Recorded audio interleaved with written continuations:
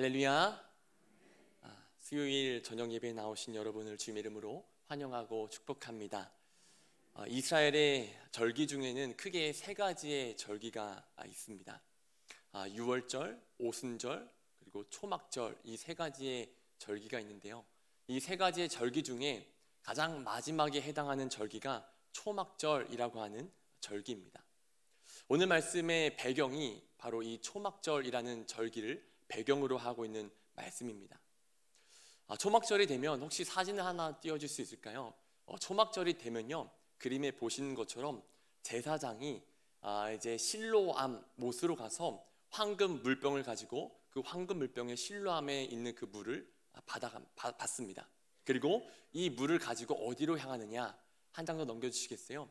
바로 제단을 향해 나아갑니다. 제사장이 황금 물병에 물을 담아서 제단을 향해 나아갈 때 그 주위에 있는 다른 제사장들은 크게 나팔을 불면서 기쁨의 잔치가 열렸노라고 이제 선언을 합니다.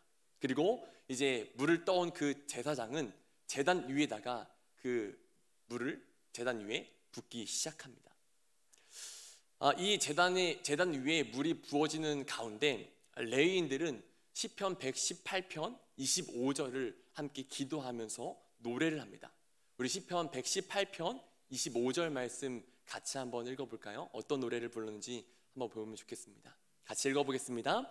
여호와여 구하옵나니 이제 구원하소서. 여호와여 우리가 고하옵나니 이제 형통하게 하옵소서. 아멘. 이들은 실로암의 물을 제단 위에 부으면서 여호와여 이제 우리가 구합니다. 우리를 구원해 주세요. 여호와여 이제 우리에게 형통함을 주세요 라고 간구를 합니다. 어떤 구원과 어떤 형통함을 간구했을까요?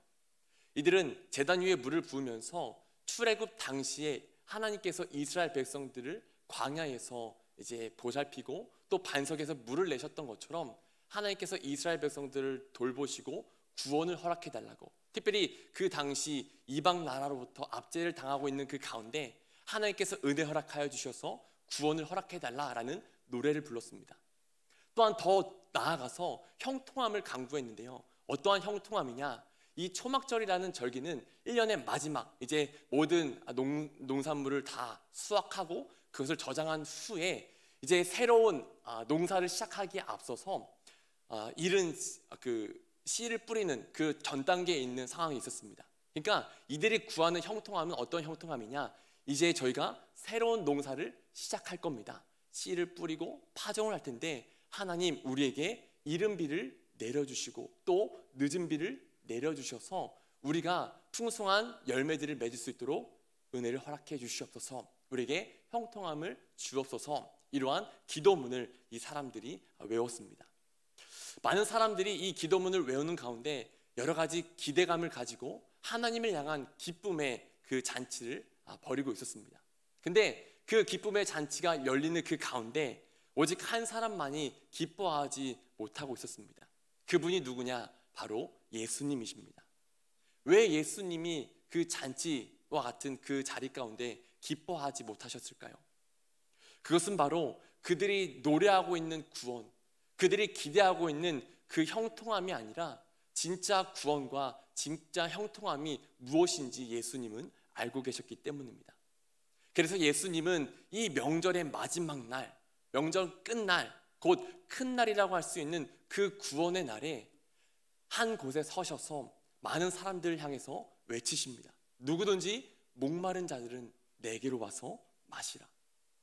주님께서 그들에게 구원을 주시고 그들에게 형통함을 베푸실 것이다 라고 약속하시는 것이죠. 여러분, 예수님께서 주실 구원과 예수님께서 주실 형통함이 무엇이었을까요? 우리 오늘 말씀 38절, 39절 말씀을 같이 한번 읽어보면 좋겠는데요. 38절, 39절 함께 읽겠습니다. 나를 믿는 자는 성경의 이름과 같이 그 배에서 생수의 강이 흘러나오리라 하시니 이는 그를 믿는 자들이 받을 성령을 가리켜 말씀하신 것이라. 예수께서 아직 영광을 받지 아니하셨으므로 성령이 아직 그들에게 계시지 아니하시더라. 아멘. 특별히 예수님께서는 자신을 믿는 자들에게 그 배에서 생수의 강이 흘러나올 것이다 라고 말씀하십니다. 그리고 요한은 친절하게도 그 생수의 강이 성령이다라고 해석까지 해주고 있는 것을 보게 됩니다. 예수님께서는 제단 위에 물을 부으며 구원과 형통함을 기도하던 사람들에게 성령을 통해서 구원을 허락하실 것이고 또 성령을 통해서 형통함을 주실 것이다 라고 약속하고 계신 겁니다. 여러분, 성령을 통해서 예수님께서 주시고자 한 그 구원은 무엇일까요? 우리가 잘 아는 말씀인데요, 요한복음 1장 12절 13절을 보면 이런 말씀이 나오죠. 우리 같이 한번 읽어보겠습니다. 영접하는 자 곧 그 이름을 믿는 자들에게는 하나님의 자녀가 되는 권세를 주셨으니 이는 혈통으로나 육적으로나 사람의 뜻으로 나지 아니하고 오직 하나님께로부터 난 자들이니라. 아멘. 예수님께서는 자신을 영접한 자, 곧 그 이름을 믿는 자들에게 하나님의 자녀가 되는 그 권세를 주시겠다라고 약속하십니다. 근데 중요한 것은 이게 하나님의 자녀가 되는 이 권세가 육신의 어떤 혈통으로 사람의 뜻으로 된 것이 아니라 하나님으로부터 날 것이다 라고 말씀하십니다. 즉 아래로부터 나는 것이 아니라 위로부터 날 것이다. 예수님께서 요한복음 3장에서 니고데모에게 물과 성령으로 거듭나지 아니하면 하나님의 나라를 볼 수 없다라고 말씀하신 것처럼, 즉 성령으로서 우리의 육신적인 그 삶의 모습이 벗어지고 하나님의 그 자녀가 되는 놀라운 역사가 일어날 것이다 라고 말씀을 하신다라는 겁니다. 즉 우리에게 성령을 통해서 주실 그 구원이란 무엇이냐? 성령을 통해서 거듭나는 것, 하나님의 자녀가 되는 것이라는 겁니다. 근데 사실 이 말씀, 요한복음 1장 이 12절의 말씀을 모르시는 분은 아마 여기에 안 계실 것 같아요. 아마 여기에 계신 분들 중에는 누군가는 이 요한복음 1장 12절을 외우고 계신 분도 계실 겁니다. 우리는 이런 가운데 진지한 질문을 한번 던져볼 필요가 있습니다. 내가 하나님의 자녀가 되었다는 그 사실을 말씀을 통해 지식적으로는 알고 있지만 내가 아는 것에서 더 나아가서 이것을 믿고 이것에 대한 확신을 가지고 있는가? 한번 여러분들이 스스로에게 질문을 던져보았으면 좋겠어요. 우리가 잘 아는 시인 중에 김춘수라는 시인이 있죠. 여러분, 이 시인이 쓴 너무나도 유명한 시 하나가 있습니다. 어떤 시죠? 바로 꽃이라는 시입니다. 이 꽃이라는 시의 내용을 보면 이런 내용이 나옵니다. 내가 그의 이름을 불러주기 전에는 그는 다만 하나의 몸짓에 지나지 않았다.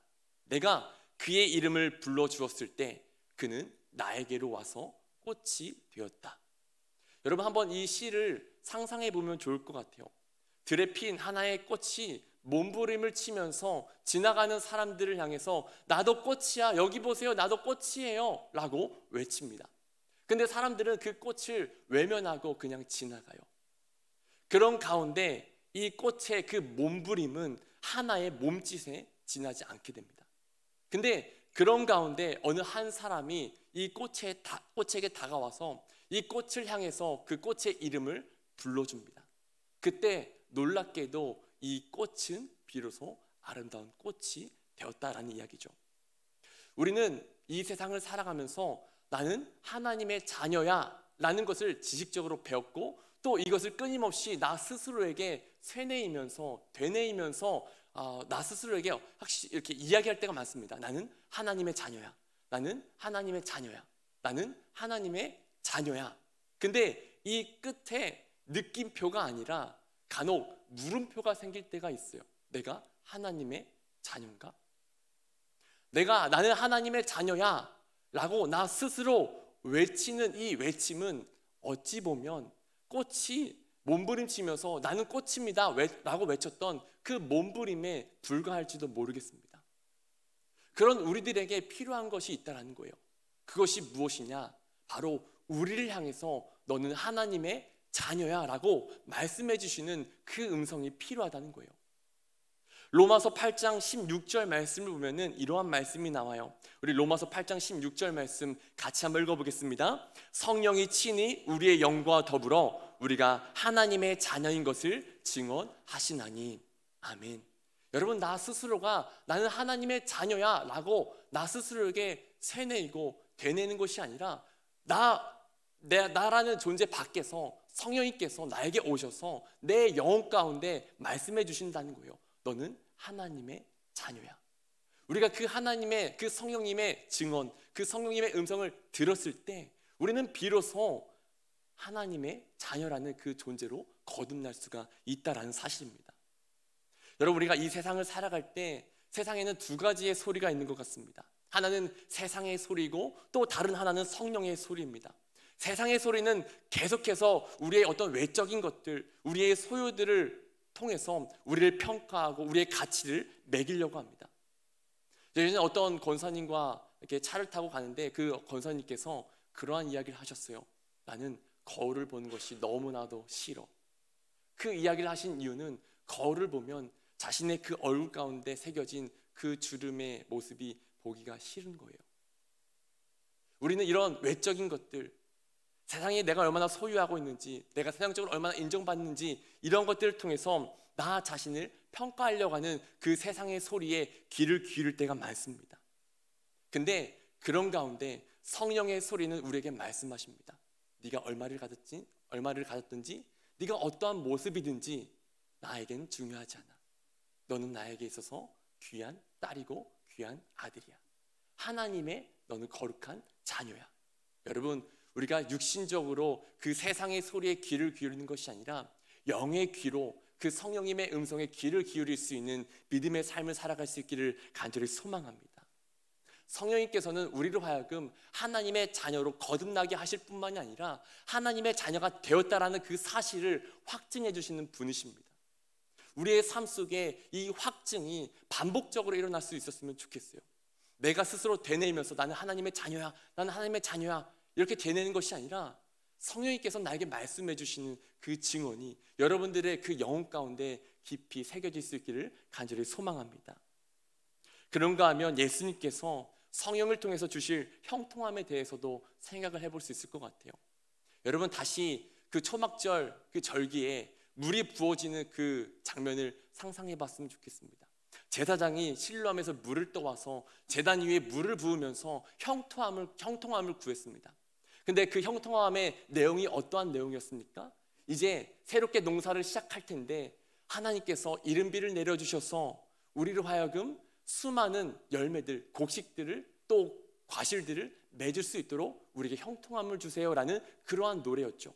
근데 예수님께서는 우리에게 그런 농작물의 열매가 아니라 존재의 성숙, 어떤 영적인 열매를 우리에게 맺을 것이다 라고 약속하십니다.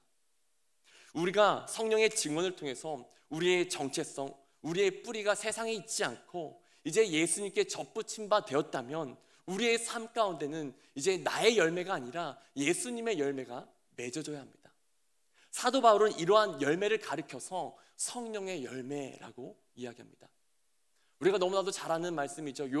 갈라디아서 5장 22절 23절을 보면 이런 말씀이 나오죠. 우리 같이 한번 읽어보겠습니다. 시작. 오직 성령의 열매는 사랑과 희락과, 제가 읽어드리겠습니다. 오직 성령의 열매는 사랑과 희락과 화평과 오래 참음과 자비와 양성과 충성과 온유와 절제니 이 같은 것을 금지할 법이 없느니라. 아멘. 여러분, 세상 사람들이 맺는 육적인 열매는 때로는 이기심에 물들어서 나 자신만을 위해서 막 먹고 마시고 쌓아둘 때가 많습니다. 하지만 성령의 열매는 나만을 살리는 것이 아니라 더 나아가서 타인을 살리는 아주 가치 있고 고귀한 열매입니다. 우리는 이 사실을 에스겔 47장을 통해서 이미 알고 있습니다. 하나님께서는 에스겔 47장을 통해서 예언하셨습니다.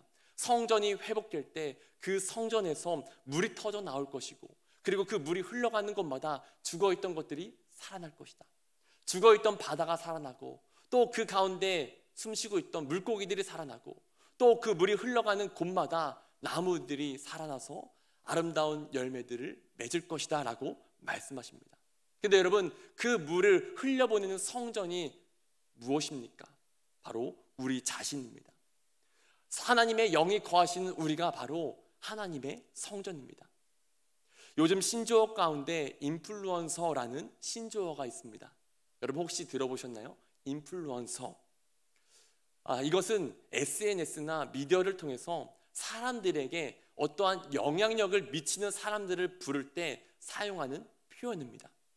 인스타그램이라고 하는 SNS가 됐든 우리가 잘 알고 있는 유튜브라는 그런 미디어가 됐든 그것들을 통해서 많은 사람들에게 큰 영향력을 미치는 사람들을 바로 인플루언서라고 이야기합니다. 이들은 세상의 유행과 세상의 트렌드를 주도할 뿐만 아니라 더 나아가서 사람들의 가치관에도 큰 영향력을 미칩니다. 근데 여러분, 말씀을 준비하면서 그런 생각이 들었어요. 우리가 성령의 전으로 살아간다는 것은 세상 가운데 인플루언서로 살아가는 사람이 되었다라는 것을 의미한다는 거예요. 특별히 우리의 삶 속에 성령의 그 열매들이 맺어질 때 미움이 가득한 곳에 사랑의 영향력을 행사하고, 분열이 가득한 그곳에 화평의 열매들을 뿌리고, 또 낙심과 절망이 있는 그곳에 희락과 기쁨의 그 씨앗을 뿌리고, 무자비가 있는 그곳에 자비와 양선의 영향력을 미치는, 즉 선한 영향력을 끼치는 인플루언서가 바로 우리 그리스도인들이라는 것이죠. 여러분들은 세상을 살아갈 때 세상의 영향을 받으시는 분들이신가요? 아니면 세상에 영향을 끼치시는 분들이신가요? 한번 여러분들의 삶을 돌아보셨으면 좋겠어요. 나는 가정에 살아갈 때, 직장에 살아갈 때 그곳에서 세상의 영향을 받는 사람인가? 아니면 반대로 내가 가지고 있는 그 성령의 열매들로 세상 가운데 선한 영향을 미치는 사람인가? 나 때문에 다른 누군가가 소망을 얻고, 나 때문에 다른 누군가가 희망을 얻고, 나 때문에 다른 누군가가 진리의 그 말씀에 눈을 뜨는가? 이러한 모습들을, 이러한 것들을 우리의 삶 속에서 좀 돌아보았으면 좋겠습니다. 간절히 바라는 것은 저와 여러분들이 이 세상을 살아갈 때 세상의 영향을 받는 사람들이 아니라 오히려 세상 가운데 선한 영향을 끼치는 인플루언서가 될 수 있기를 간절히 소망합니다. 오늘날 많은 사람들이 이야기해요. 교회가 힘을 잃었다라고 이야기하죠. 여러분, 교회와 그리스도인들이 힘을 잃은 원인이 무엇일까요? 많은 사람들은 그 원인을 바깥에서 찾습니다. 코로나19 때문에 그래. 그리고 JMS 아니면 신천지 이러한 이단들 때문에 그래.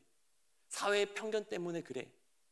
교회가 힘을 잃어가는 그 원인을 외부에서 찾습니다. 근데 많은 분들이 입을 모아서 하는 이야기가 한 가지가 있습니다. 지금과 같이 교회가 힘을 잃기 이전, 교회가 힘을 잃은 이 모습은 코로나가 시작되기 이전부터 많은 사람들이 이미 예견하고 있었던 사실이라는 거예요. 단지 코로나라고 하는 이 질병은 그 시기를 앞당겼을 뿐이라는 거죠.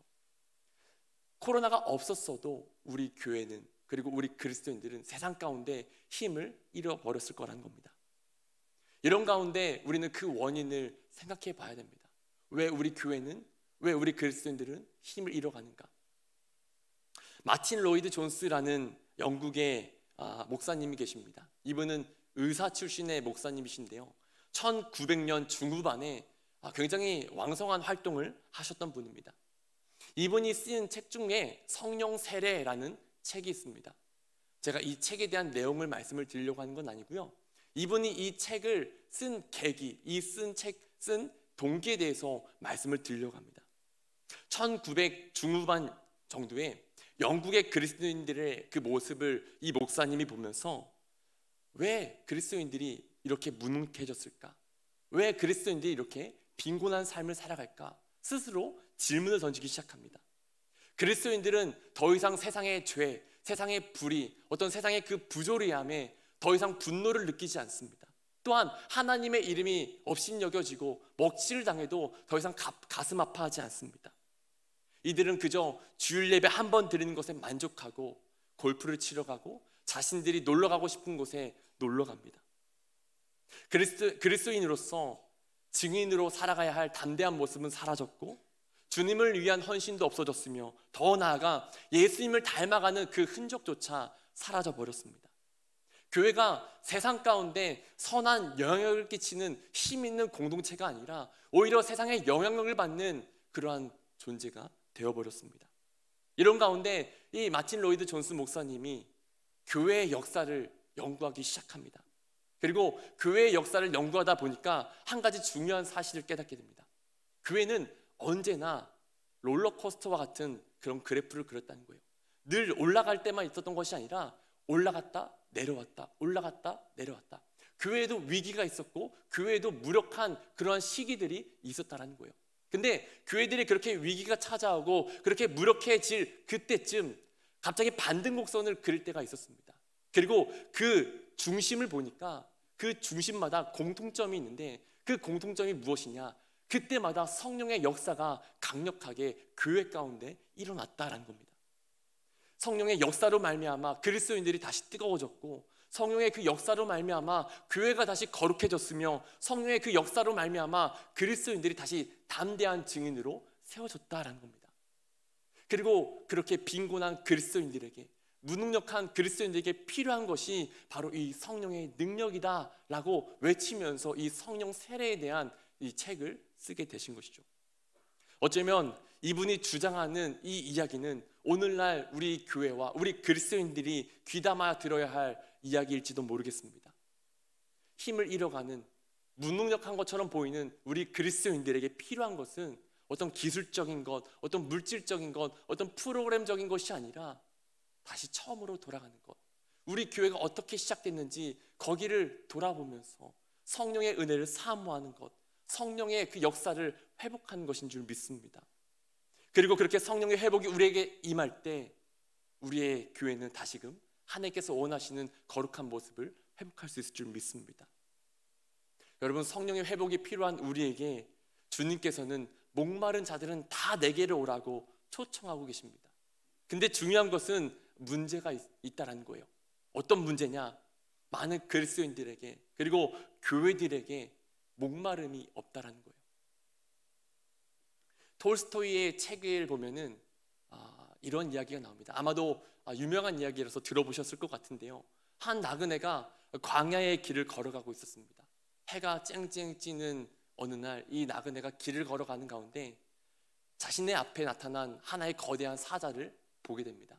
그리고 이 사자는 굶주렸다는 듯이 이 나그네를 잡아먹으려고 쫓아오기 시작하죠.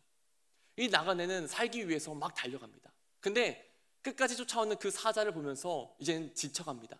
그리고 그 가운데 자신 앞에 놓인 하나의 우물을 발견하죠. 그리고 그 우물 안으로 뛰어 들어갑니다. 그 우물 안으로 뛰어 들어갔을 때 다행히도 이 사람은, 이 나그네는 나뭇가지에 걸려서 이제 목숨을 부지하게 됩니다. 이 사람이 이제 그 우물 안에서 이제 나뭇가지를 잡고 밑으로 내려가려고 하는데 밑을 보니까 더 위험한 상황이 이 나그네를 기다리고 있었습니다. 그것이 무엇이냐? 바로 독사가 우글거리면서 이 나그네를 향해서 이제 혀를 낼름낼름 거리고 있었다는 것이죠. 위로 올라가지도 못하고 내려가지도 못하는 이 상황 속에서 위에서 사각사각 거리는 소리가 들립니다. 그리고 위를 들어보니까 흰 쥐와 검은 쥐가 번갈아 가면서 돌아가면서 자신이 붙들고 있는 그 나뭇가지를 갉아먹기 시작합니다. 그러니까 그렇다 보니까 이제 곧 떨어져서 죽을 수밖에 없는 상황에 놓인 거죠. 그런 가운데 너무 힘들고 지친 가운데 이제 배가 너무나도 고픈 거예요. 근데 자신의 코끝에서 달콤한 향기가 나기 시작합니다. 그리고 자신이 붙들고 있는 그 나무 줄기를 혀로 핥아보니 그 줄기에는 달콤한 꿀이 흐르고 있습니다. 그 꿀이 어찌나 맛있던지 이 나그네는 그 꿀을 계속해서 핥아먹기 시작합니다. 핥아먹고 핥아먹고, 그러다가 어느새 그 꿀을 핥아먹다가 자신이 처한 그 상황, 그 상황을 잊어버리고 그냥 그 꿀만 핥아먹는 그 상황에 놓이고 맙니다. 여러분, 이 모습은, 이 우화에서 나오는 흰지와 검은지는 낮과 밤을 의미합니다. 우리는 하루를 보내고 또 다른 하루를 맞이하면서 어쩔 수 없이 죽음을 향해 달려갈 수밖에 없는 존재라는 이 사실을 이 이야기는 전해주고 있습니다. 근데 그럼에도 지금 당장 눈앞에 보이는 그 달콤한 꿀에 취해서 그 죽음의 그 현실을 잊고 살아가는 존재가 바로 우리들이란 것이죠. 여러분, 이 꿀은 여러 가지를 상징할 수 있습니다. 돈이 되었든 쾌락이 되었든 편안함이 되었든 우리를 만족하게 해주는 것들, 그것들이 바로 달콤한 꿀이라는 것이죠. 그리고 그 달콤한 꿀에 취해 우리는 우리의 현실을 잊어버리고 우리가 진짜로 목말라야 해야 할 것을 잊어버리게 만드는 경우가 있습니다. 우리는 우리에게 주어진 그 달콤한 꿀에 만족해서는 안 됩니다. 우리는 더 큰 것, 더 좋은 것을 바라보고 그것을 지향해야 됩니다. 간혹 세상의 어떤 사람들은 우리가 행복하기 위해서, 우리가 만족함을 얻기 위해서 주관적인 행복의 기준, 주관적인 만족의 기준을 낮춰야 된다라고 이야기합니다. 한번 예를 들어볼게요. 어떤 한 사람에게 그냥 공짜로 500만 원을 손에 쥐어줬습니다.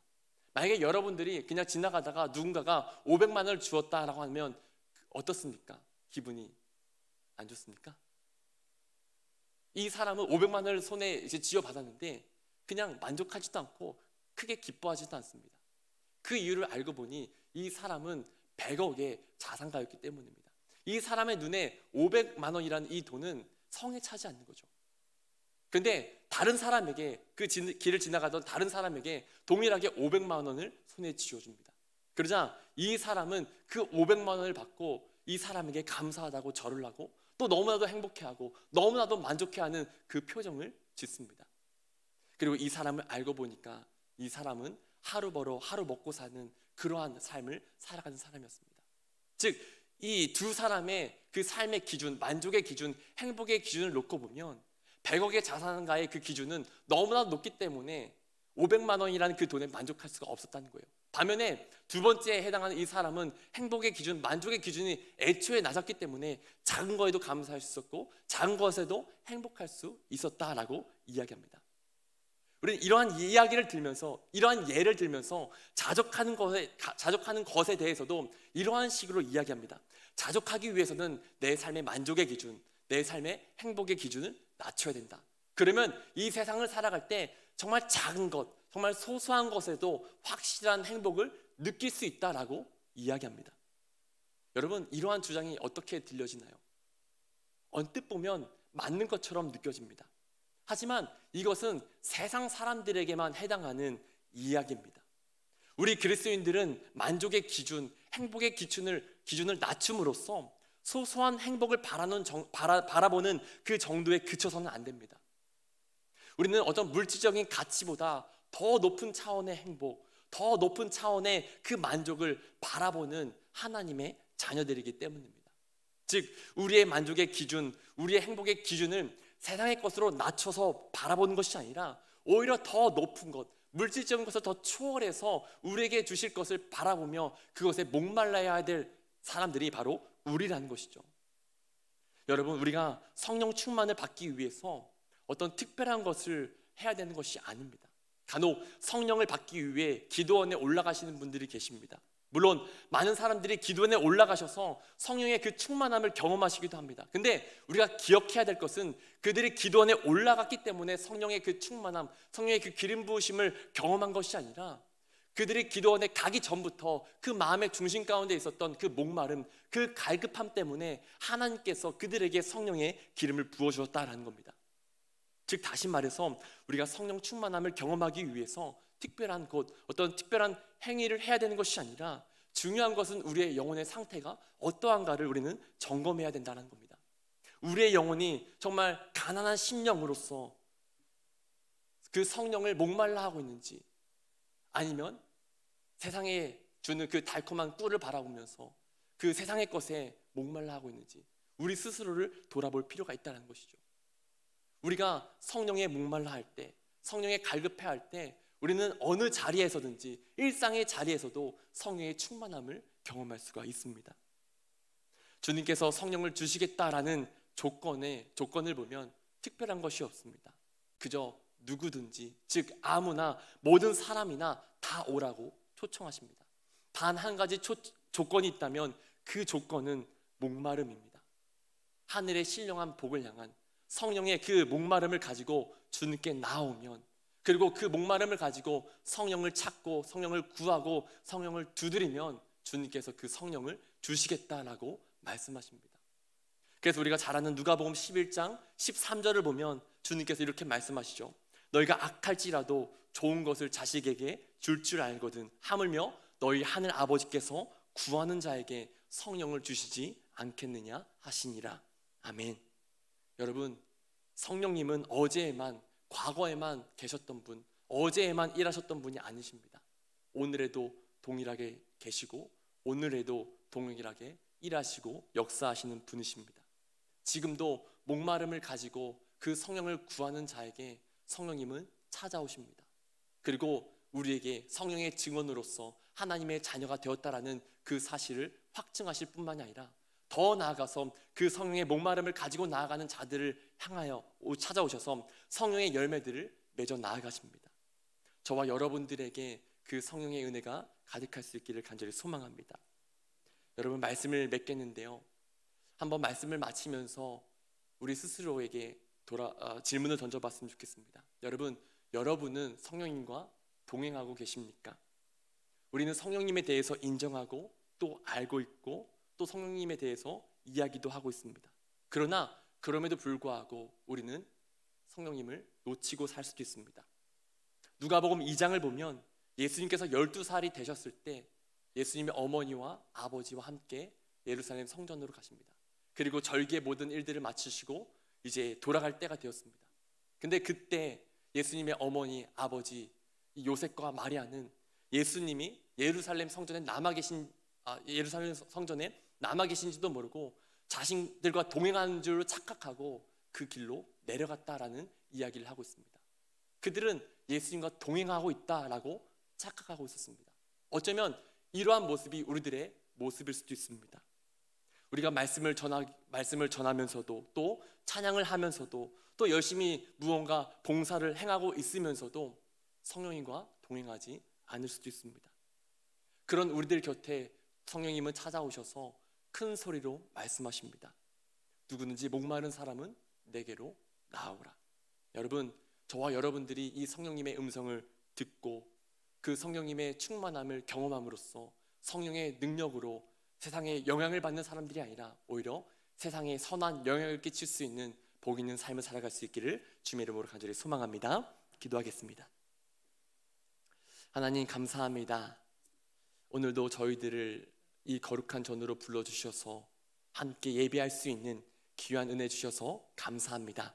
우리가 이 세상을 살아갈 때 무능력한 그리스도인이 아니라 능력 있는 그리스도인으로 세상에 영향을 받는 사람이 아니라 오히려 세상에 선한 영향을 끼칠 수 있는 사람들로 살아갈 수 있기를 원합니다.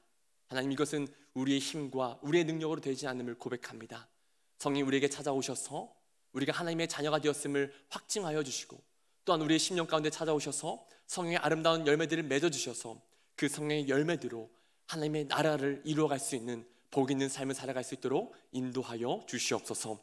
특별히 이 시간도 주님께 나올 때 귀한 예물 드렸습니다. 감사 예물, 집안의 평안을 내려주세요 라는 기도의 제목을 담아 이상여 집사님 드리셨습니다. 하나님, 이상여 집사님 이 가정을 주님께서 기억하여 주시기를 원합니다. 이 가정 가운데 어떠한 아픔이 어떠한 문제가 있는지 알지 못하지만 성령님께서는 모든 것을 다 아시고 헤아리고 계신 줄 믿습니다. 하나님께서 이 가정을 권능의 손으로 붙잡아 주시고 선하게 인도하여 주셔서 하나님의 나라가 이루어지게 하시고 이 가정 가운데 하나님이 주시는 그 평안과 은총이 가득할 수 있도록 은혜를 베풀어 주시옵소서. 특별히 우리 강성문 정혜연 전도사님 가정에서 11주 예물 드리셨습니다. 하나님, 우리 정혜연 전도사님 가정 가운데 하나님의 은혜가 함께 하시고 특별히 이 가정 가운데 마름이 없게 하시고 하나님이 주시는 그 하늘의 신령한 복과 땅의 기름진 복이 늘 충만할 수 있도록, 그래서 그것을 통하여 하나님의 영광을 드러낼 수 있는 귀한 가정으로 세워질 수 있도록 인도하여 주시옵소서.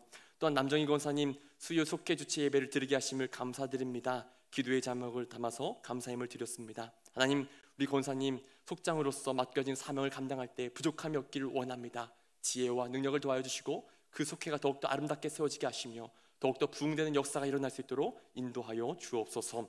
윤미자 권사님 11조 예물 또 선교 헌금을 들으셨습니다. 하나님, 이 가정 가운데 하나님 은혜 허락하여 주시고 하나님이 주시는 그 은혜로 말미암아 늘 기쁨과 평안한 가운데 살아가게 하시고 담대한 가운데 하나님의 살아계심을 선포하며 나아가는 귀한 가정이 될 수 있도록 인도하여 주옵소서. 특별히 한순의 집 권사님 성령 충만하여 속회가 회복되기를 바라면서 감사를 드립니다. 감사의 예물 드리셨습니다.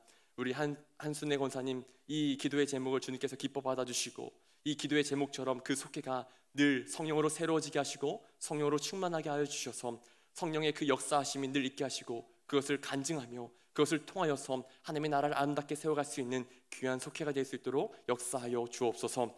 김현실 속장님 106소 속도 가정마다 강건케 하옵소서라는 기도의 제목을 담아 감사 예물 드리셨습니다. 하나님, 106소 속장님과 속도원들 기억하여 주시고 각 가정마다 그 가정의 주인이 하나님이 되어 주셔서 하나님의 나라가 하나님의 뜻이 온전히 세워지게 하시고 그 가정들을 통하여서 이 지역사회 가운데 아름다운 그 하나님의 그 영광이 드러나게 하시고 특별히 살아계신 그 하나님의 영광이 비춰짐으로 말미암아 이 속회를 통하여 구원받는 역사가 더욱더 일어날 수 있도록 인도하여 주시옵소서.